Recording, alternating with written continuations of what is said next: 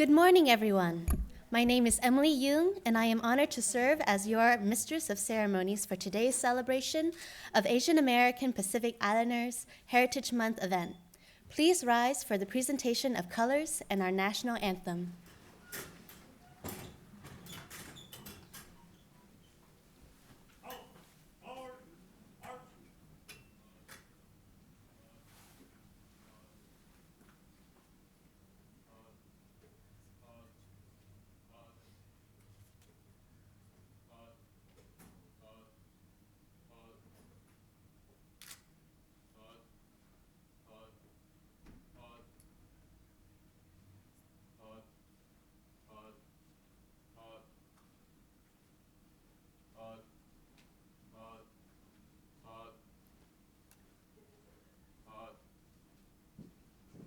Colors.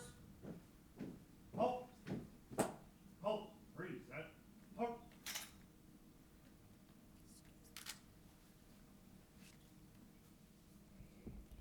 Oh, say, can you see by the dawn's early light what so proudly we hail as the twilight's last gleaming, whose broad stripes and bright stars through the perilous fight, while the ramparts we watched were so gallantly streaming, and the rockets' regular, the bombs bursting in air, gave proof through the night that our flag was still there. Oh, say does that star-spangled banner yet wave o'er the land of the free and the home of the brave? Forward. Halt. Halt. Hollister. March.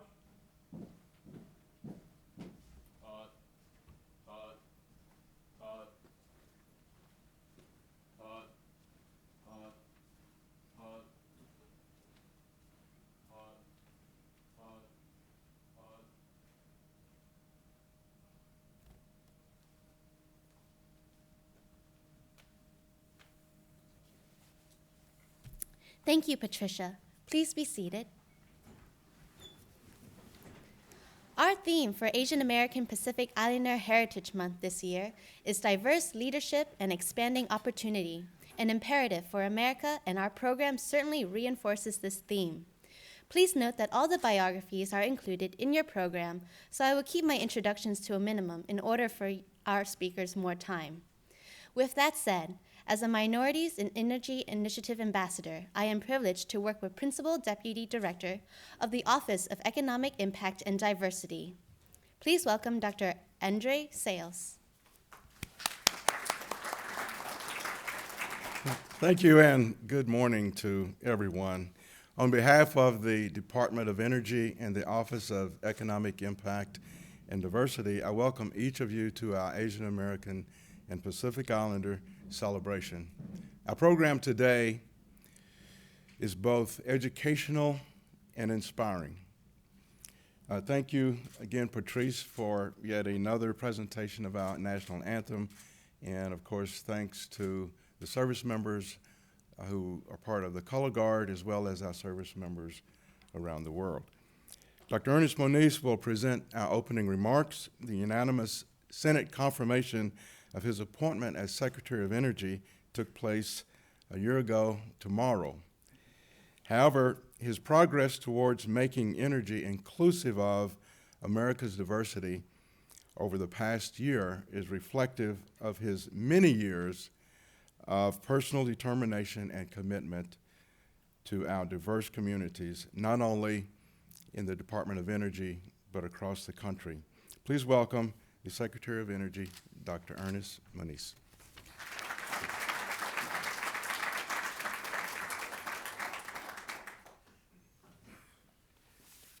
Well, thank you, Andre, and thanks for the reminder that tomorrow is my one-year anniversary in this position, and you commented on the unanimous vote last year. I doubt that would be replicated if a revote were taken today. but nevertheless, it's been a great year, and a lot of people in this audience have played major roles in making it that. So we really appreciate it. Also want to thank the Mistress of Ceremonies, Emily Duong. I think she's hiding someplace. Wait, why are you hiding?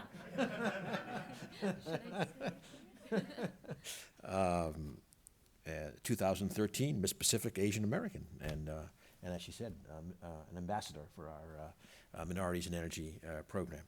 I also want to welcome back Bob G. He and I were comrades in arms here in the Clinton administration when Bob was first in charge of the policy international affairs and then fossil energy.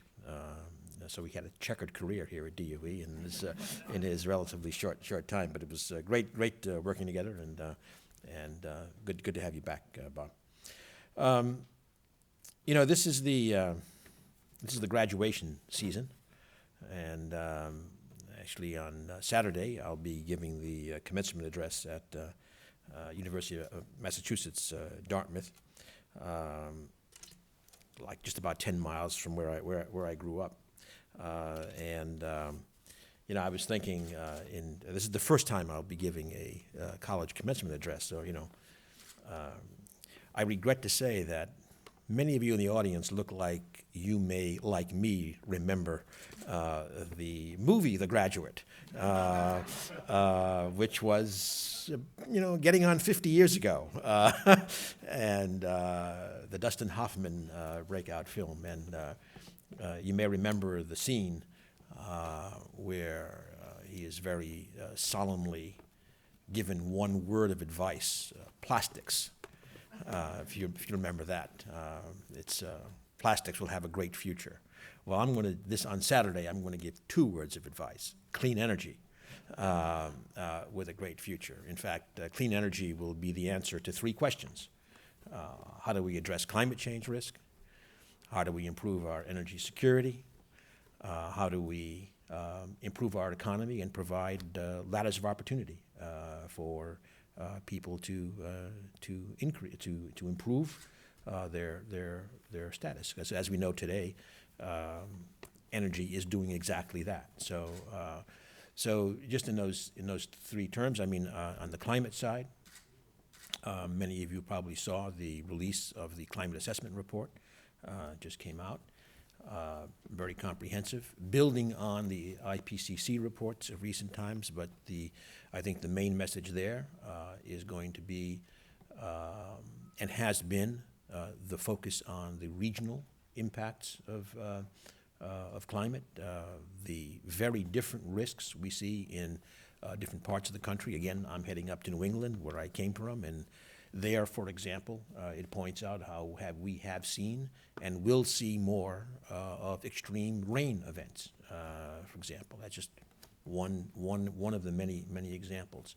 So I think as we look at these climate risks, and as people more and more see what's happening around us today, and understand that how those risks will be amplified as we continue with a warming world, the impetus, in fact, to even commit more to clean energy and to accelerating the transformation of clean energy is going to be there. So again, to mimic the movie Young Man, Clean Energy. The economy, again, I've already noted that we see today with our incredibly increased gas and oil production from unconventional sources, we are seeing incredible benefits to the economy. Balance of payments down from more domestic oil production. We still import a lot, but significant progress. On the gas side, we've had lower consumer bills, but we've also had probably well over $100 billion invested in new manufacturing capacity because of the natural gas revolution. Just last week, I met with the CEO of Sasol, South African company, about to make a $21 billion investment in new manufacturing capacity. So it's also attracting from overseas huge investments in the economy. But as I said earlier, to me, it's even more important to look at the kind of the personal level in terms of what it's meant for jobs. I mean really good paying jobs, and that's in the oil and gas industry, but it's also in the clean energy sector, if you like, the wind, solar. You know, as our market has expanded, we have seen the U.S. supply chain components in wind turbines go from 25% only a few years ago to over 70% today. We have 150,000 jobs in the solar industry and growing rapidly. So these are very important ladders of opportunity, and I'll be returning, of course, to that theme shortly. But finally, I said that clean energy is the answer to 3 questions, and the third one, is energy security. Won't say much about that other than to say that today, as you know, we are facing a rather tumultuous situation driven by Ukraine and Russia, et cetera. And if one looks at a huge driver there, it is that our European friends and allies are so dependent. They have energy insecurities by being so dependent on a particular source of energy, most especially Russian natural gas. And their insecurity is a national security problem for us. What do we need to do? Europe continuing its push towards clean energy will be a major part of that as well. So that's kind of the advice to the graduates in this graduation season, and I think it's a message for all of us today. Now, if I turn to the question of our Minorities in Energy initiative, that goes back to this ladders of opportunity discussion. It goes back to the fact that this is a booming business. It goes back to the fact that the expectations for the global energy investment in new energy infrastructure over the next 4 decades will average about $1 trillion a year. It's a pretty big number. And obviously, particularly now on the technology side, we want to capture a lot of that. And that means, again, growing these industries, using our innovation, having the human resource base to do that, and that human resource base is going to have to involve all of our citizens.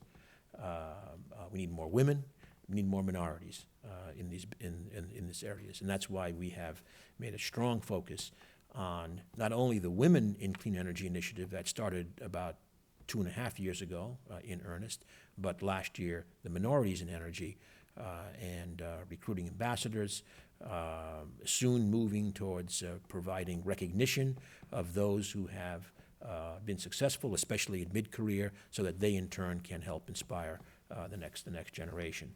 So we have recruited so far. We have 32 minorities in energy ambassadors, including our hostess.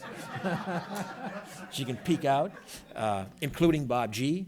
Here, and perhaps others in the audience who I haven't seen.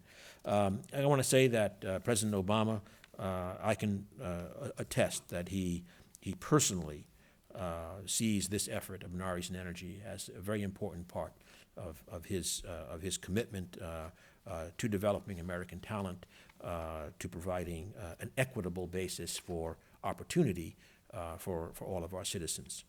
And finally, I'll just then close by coming directly to today's event in terms of Asian American and Pacific Islanders, just to say that Asian Americans and Pacific Islanders have played and will play, I believe increasingly, an important role here at the Department of Energy, not to mention, I might say, at home, but that's a separate issue. I won't go into that in any more detail. But over our history, Asian Americans, Pacific Islanders, certainly have done a lot to help build this nation, but also we also know have faced over that time some injustice and discrimination, and that's what we have to change. Certainly, Asian Americans, Pacific Islanders have themselves, I would say, with courage and a consistent and abiding belief in our American values, have challenged the nation to be better, and I think we're all, of course, the better for it, and will be even better as we see increasing participation in what we're doing. Here at DOE, Asian Americans, Pacific Islanders currently account for about 5% of our federal workforce, about 4% of our SES ranks. More than half are in the upper GS grades, 13s, 14s, 15s. And this is good, but we have a lot of opportunity, a lot of headroom to do more and to benefit from the talents of this community. So I'm looking forward to that. We'll do all that we can to, again, help you advance in this direction.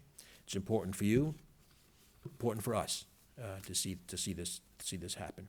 So with that, I'm going to wish you well in your day's activities, and again, thank you all for your efforts. Thank you.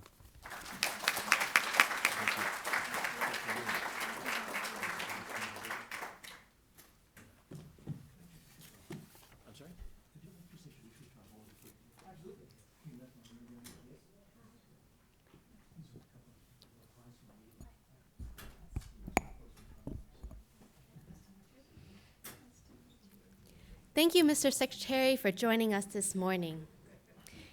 It is now my pleasure to introduce Mr. Robert Gee, the President of Asian Americans in Energy, the Environment, and Commerce, as known as AE2C. In addition to AE2C, Mr. Gee is an ambassador in the Minorities in Energy initiative here at the DOE. He is a member of the Development Advisory Board of C12 Energy and is also a member of the National Petroleum Council, a federal advisory committee. Please welcome Bob Gee.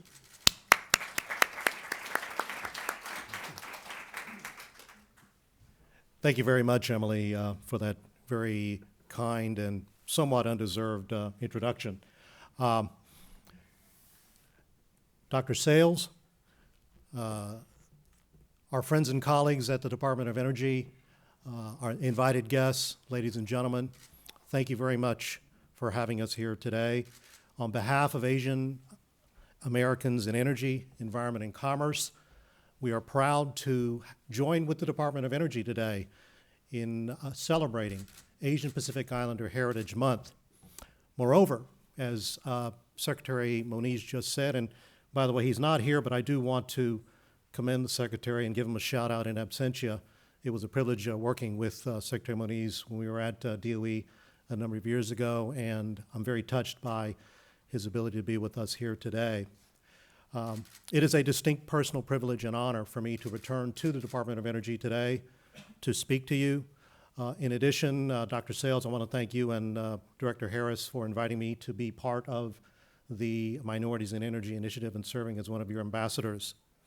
AE2C focuses on providing professional leadership, career development, and opportunities for Asian Americans and like-minded professionals in the fields of energy, environment, and commerce.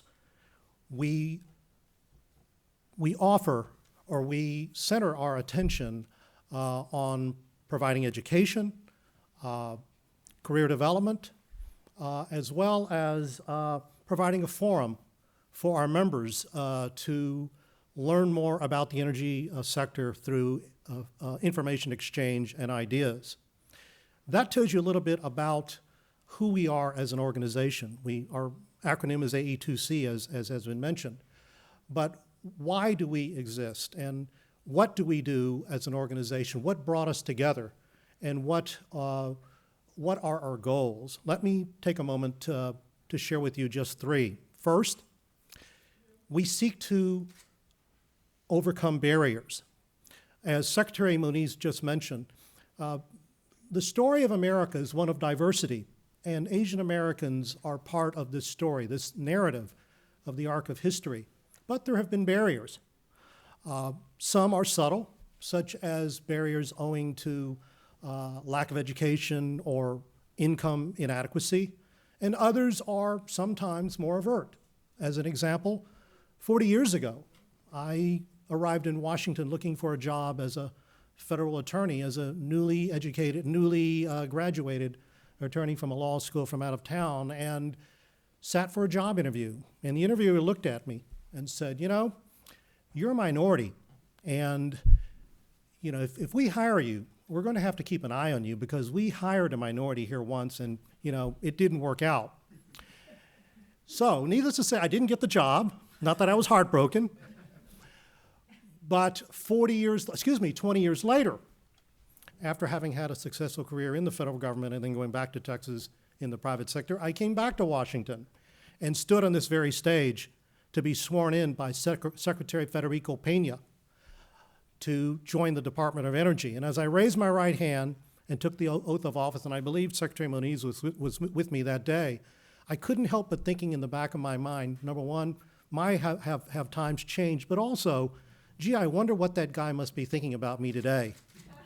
So it proves once again that sometimes success can be born through adversity. Today, we join with the Department of Energy in embracing the thought that diversity, workforce diversity, is a strength rather than a weakness for our country. Second, we seek to open opportunities. As Secretary Moniz just said, energy and environmental matters are now global. What happens here, as well as in Asia, affects our planet both positively and negatively. Together, the United States and Asia must work collaboratively to resolve the issues dealing with the global need for energy and energy resources while maintaining and preserving the environment. As the mission of AE2C and our vision statement indicates, we build bridges to connect the values, business practices, and to build the values, business practices, and cultures of the United States and Asia. Third, and finally, one of our purposes is to seek to give back. Many of us have been in the workforce for a number of years and have had long years of experience. You can tell by our gray hair. Some of us don't color, so there. But we seek to help those entering the workforce today to give them opportunities. We also seek to elevate those who are already in the workforce but are looking for new opportunities. Only through education and mentorship can we be assured that our best and brightest from our communities can rise to their highest potential, and we want to be part of that process. 3 years ago, a group of strangers and friends got together to form our organization with those ideals in mind. And today, we are heartened by the support we are being given by the Department of Energy to forge a common bond in purpose. Thank you very much.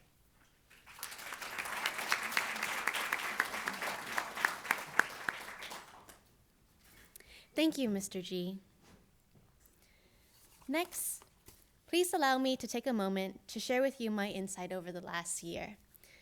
And what I've seen as Miss Asian American, I have been privileged to visit a lot of different cultural groups in witnessing their dance performances, seeing their beautiful costumes, tasting their delicious food. And I believe the meaning behind diversity, the definition behind diversity, is when a community is able to recognize each of their own uniqueness, welcome in an outsider, such as myself, being a multi-ethnic Asian American. It's empowering to know that each of the individual Asian Americans can embrace their own individuality and share that with their community. So without further ado, I would like to welcome the Migrant Heritage Commission Phil Am Dance Ensemble, composed of versatile and talented members of the Philippine American community who have performed for high-profile cultural events held in prestigious venues like the Kennedy Center, the Philippine Embassy, and the Ronald Reagan Center. Please welcome dancers Jeanette Calahong, Carl Abella, Fel Kirk, Kibo Kim, and Belle Hassel.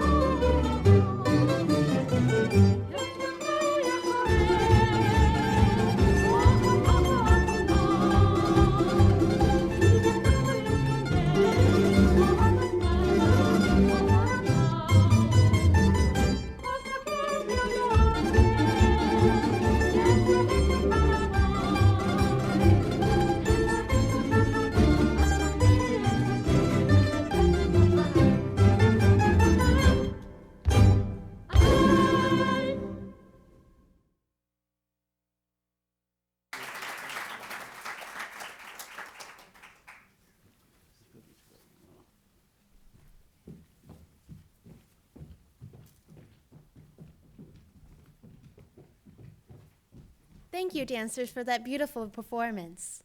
Before I continue, I would like to see if Takashi Meno is here. Thank you.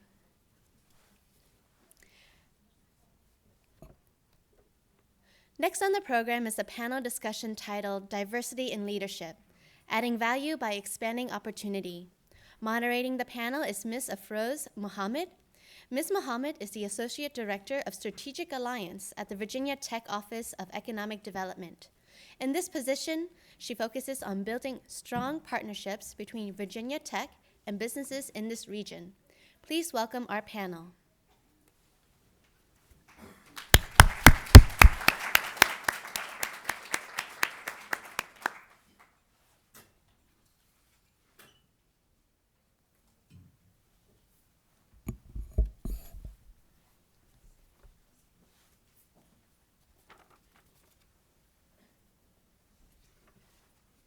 Well, good morning, everybody, and thank you all for being here.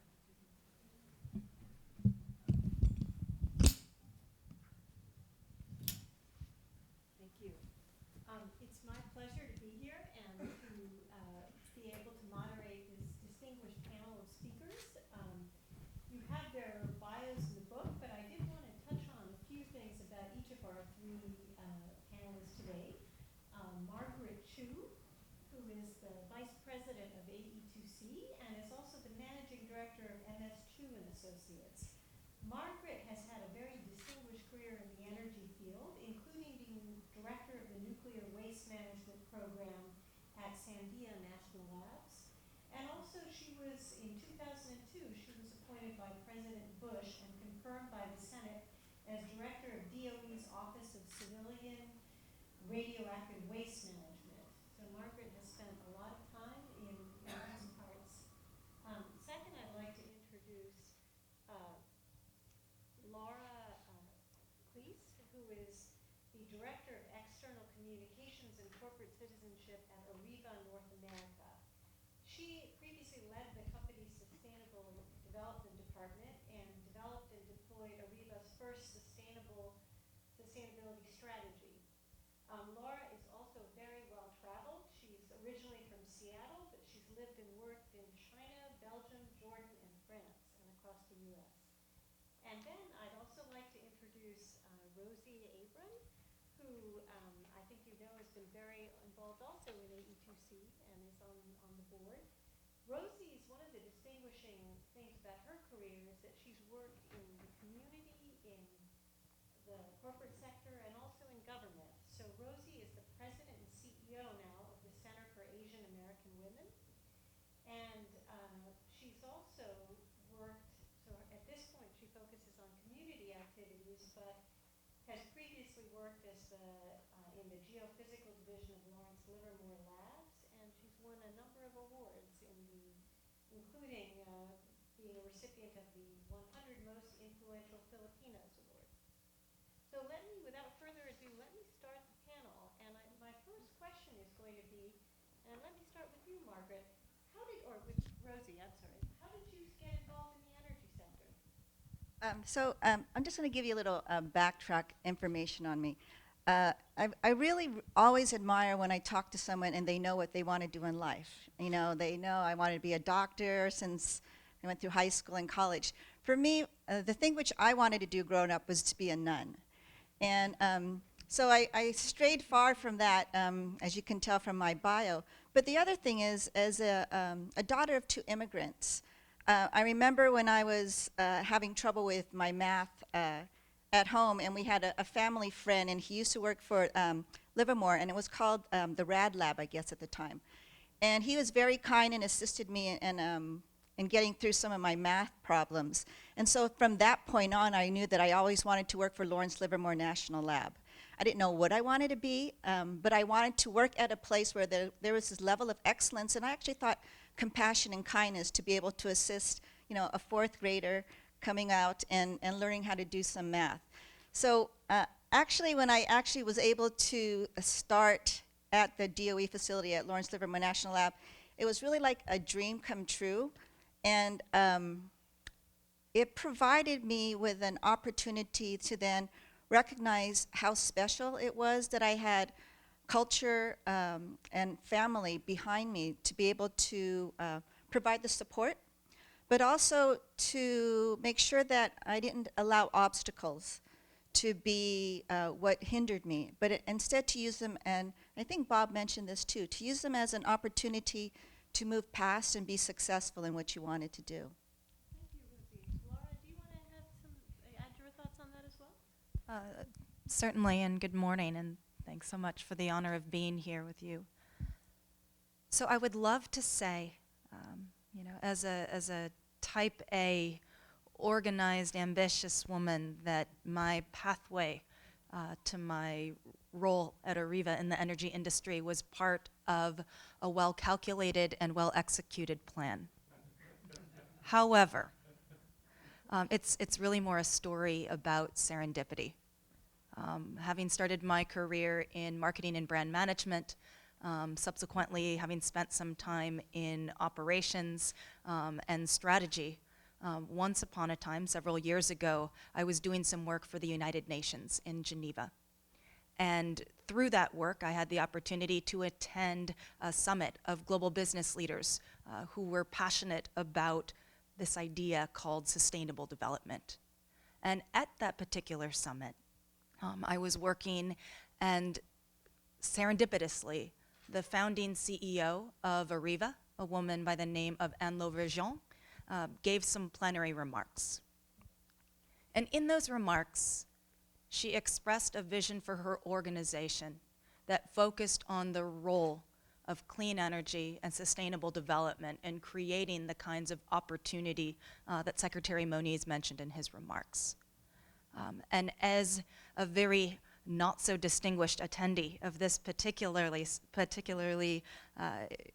visionary session, I sat among CEOs and leaders of NGO organizations and knew that while I was probably not yet on the totem pole of attendees, that I wanted to work for this woman and be a part of her vision.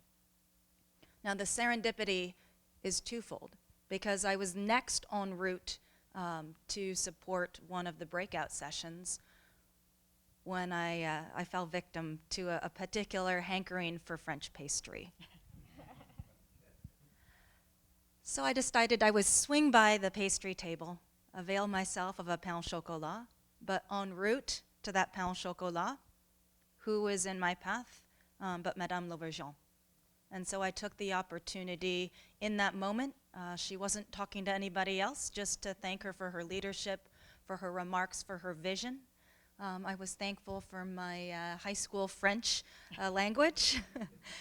And what began as a serendipitous conversation in a city very far from here, 18 months later, turned into an opportunity to establish and develop the Sustainable Development Department for Arriva here in North America. Amazing. Margaret, what about you? You will see that through the panelists, the plan got less and less in the career. If Laura thought she had no plan, just listen to my plan. When I got my PhD in chemistry, I was married, and then it was the bad economics time in the 70s. And that's when some of you may remember, that's when the PhDs were driving taxis in New York. You know, there was a period like that. Luckily, my husband got a job at AT&T New Jersey, so I just tagged along. We moved to New Jersey. I was working as a postdoc in a medical school, and I really didn't like that job very much. And then in the meantime, you know, my husband got transferred from AT&T to Sandia National Laboratories in Albuquerque, New Mexico. We had to look up the map and then see where's Albuquerque. I had to figure out how to spell Albuquerque at the time, but we moved over there. After we settled down there for a while, you know, I didn't even look for a job because my chemistry was in theoretical chemistry. It was very hard to get a job with a PhD in quantum chemistry. So I had a few kids in the meantime. I didn't waste my time. And then one day my husband came home from work and he said, hey, you know, people were telling me Sandia Lab is trying to set up a brand new department called Nuclear Waste Management. And then it was a brand new manager from MIT, and then nobody knew what waste management was at the time. Nobody majored in nuclear waste. And then he said, I heard the new manager is not very picky in hiring people because he's too anxious to build out the department. I said, that sounds good. So I gathered some courage. I gave this new manager a call, and then since I was local, so I say, can I come and talk to you? Hey, so I went over and talked to the new manager, and my husband was right. He wasn't too picky because he hired me right away, and so I got into this field I knew nothing about. But I tell you, I really stumbled into something I love. And it turned out it's a totally multidisciplinary field.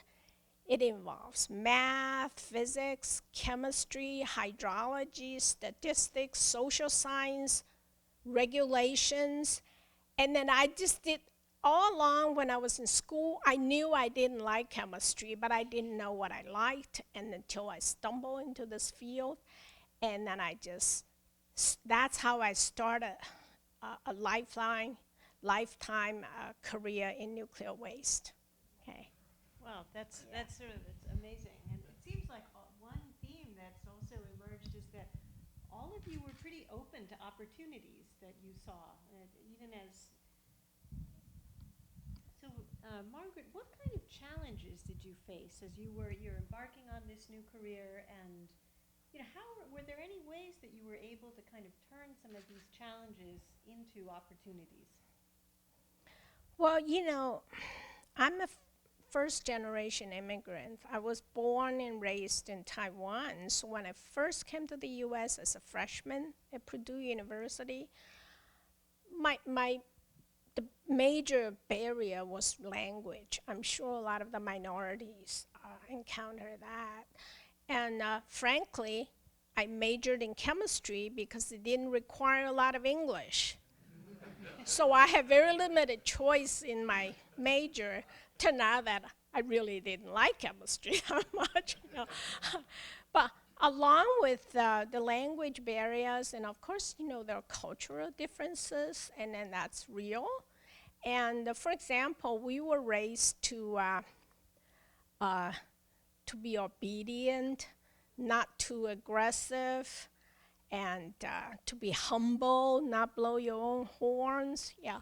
So sometimes it's good, but sometimes can kind of hamper you in many ways. But on the other hand, you may have, there may be unintended good consequences. Like when I was at Sandia Labs, our projects are all team projects. And then at the end of the project, we had to publish technical reports and publish in external publications. And then it was always a big fight of who gets to be the first author. Okay? And I never fought with people on the authorship, the ranking of the authorship. I said, give me the last, doesn't matter, okay? And it turned out that it really created opportunities for me because people loved to work with me because they knew I wouldn't fight with them on authorship. And turned out I had a lot of opportunities, work on different projects, and then I had tons of publications, even not as first author. Well, yeah. Laura, what about you? So one of the things that my time at Areva over the past 5.5 years has acquainted me with is that in some ways I'm a minority. And what I mean by that is, when I came into my role, one of the things that was quickly apparent is that from a gender diversity perspective, my industry tends to skew toward men. In conversations looking perhaps at ethnicity, my industry tends to skew toward Caucasians. In looking at academic or professional background, my industry tends to skew toward engineers. And so when I came into my role, one of the initial challenges that I had, and I didn't mention, in terms of demographics, from an age of workforce perspective, my industry tends to skew toward those who are eligible to retire within the next 5 years. So coming into my role, I think that I was diverse in just about every way possible, perhaps with the exception of not having served in our armed forces. But otherwise, it was interesting for me to see how all of those differences played out. And the role and the opportunity that I walked into was one where I'm an athlete, where I was a bit of an underdog, shall we say. And ultimately, it wasn't so much my gender, it wasn't so much my ethnicity, it wasn't so much my academic background, it wasn't so much my age that wound up being initial barriers, but a fundamental skepticism within the organization due to a not so robust understanding of what this stuff called sustainable development really was and what its implications might be for our organization. And so ultimately, for me, the challenge was similar to the one that I faced in my very first managerial role in my early 20s, which was one of being surrounded by some skepticism. That being said, I think that there is something powerful about the process of working through initial skepticism.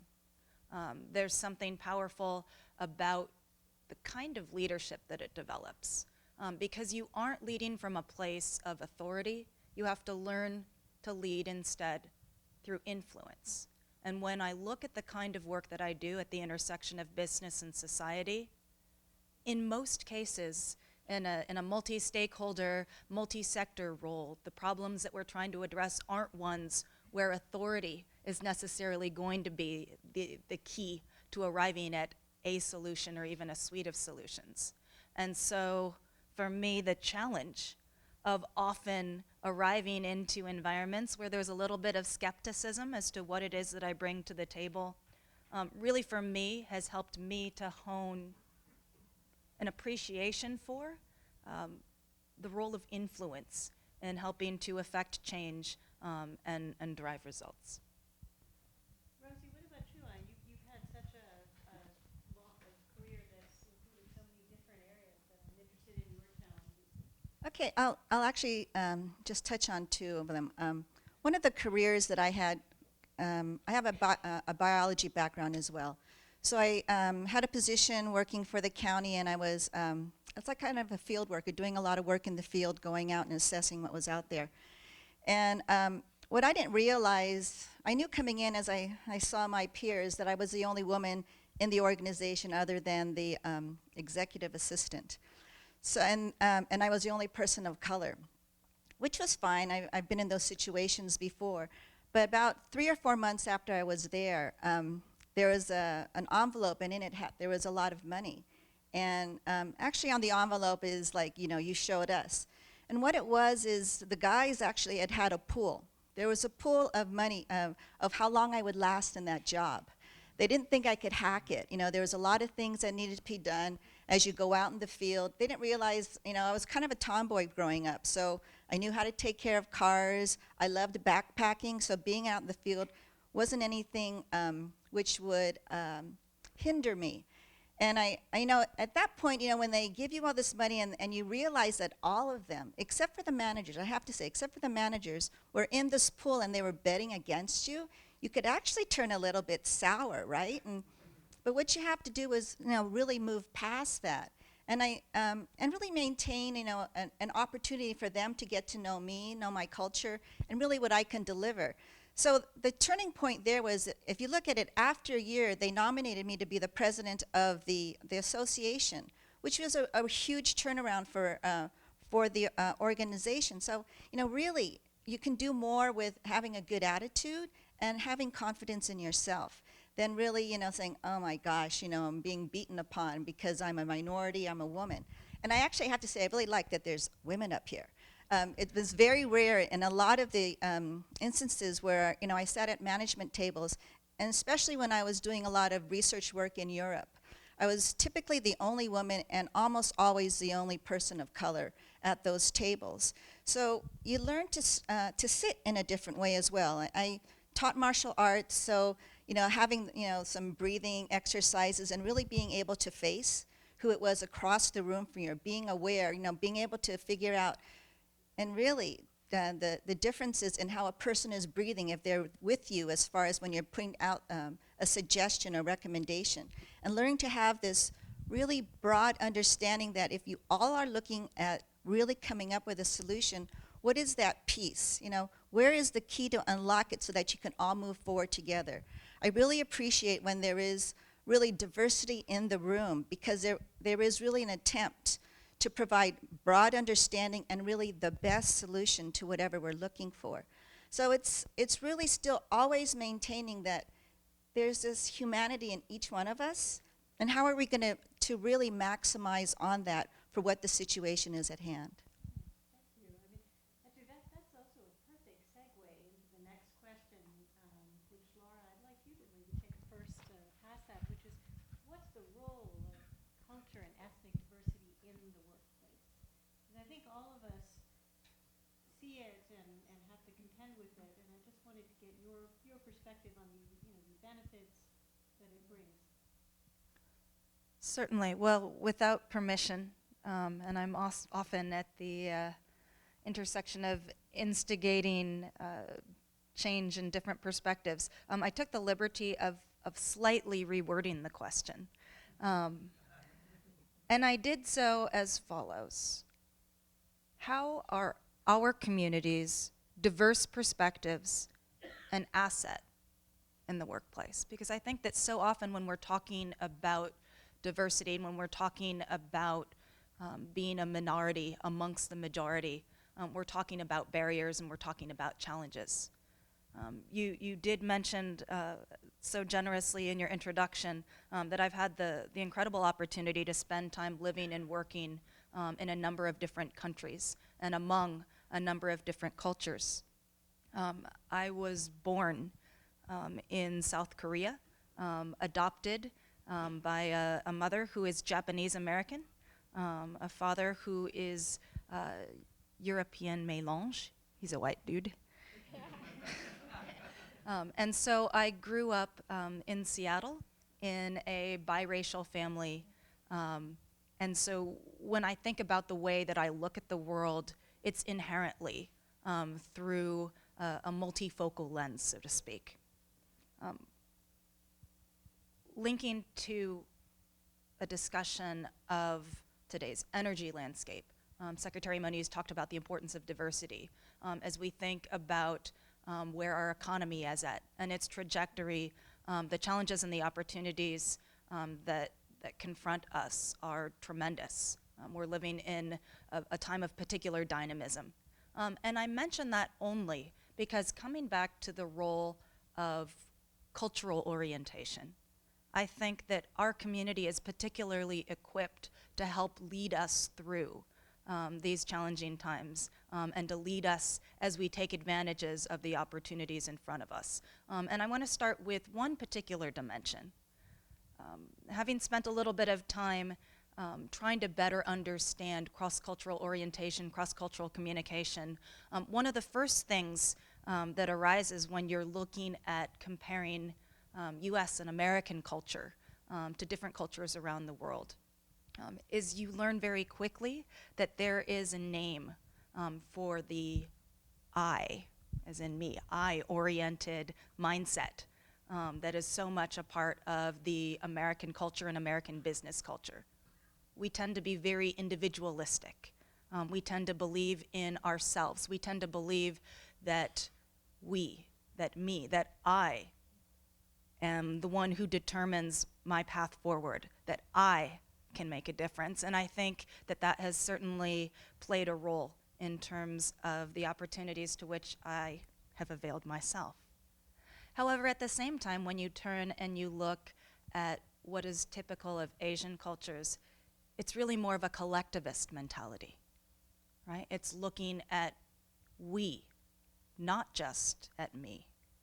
And when you look at what it is that it's going to take for us to address the energy challenges, the natural resource challenges, when you look at what it is that we're going to do to contribute to and support economic opportunity for our communities, I think you need a little bit of both mentalities. When you look across our community, you see the humility that Margaret talked about.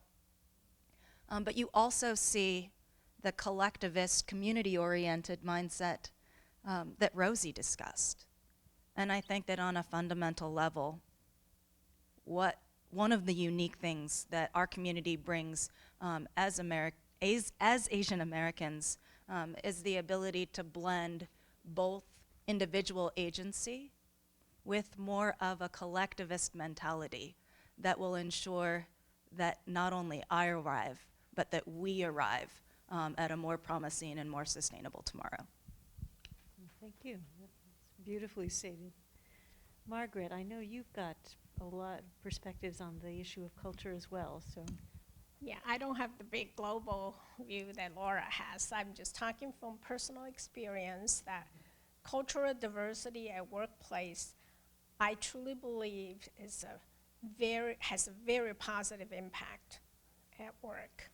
And then again, I'm speaking from personal experience. Asian people tend to value friendship, loyalty, so we tend to mingle personal and professional lives, and then we socialize with coworkers a lot. And so I have many lifelong close friends developed through workplaces. I think it's just wonderful. It's wonderful for me, wonderful for them. And in general, if a workplace is diverse, I believe the people are more open-minded, they're more understanding, and they're more collegial, and then they value teamwork more, and which is so important for a good organization, and especially given the global market that we have now. Thanks. Rosie, what about your perspective on this? Well, I'll just go straight to like the physical appearance. You know, regardless of how great your resume looks, how great your CV is, when you come for an interview and you know, I'm seen as an Asian woman. And sometimes that's surprising for folks because my last name of Abraham doesn't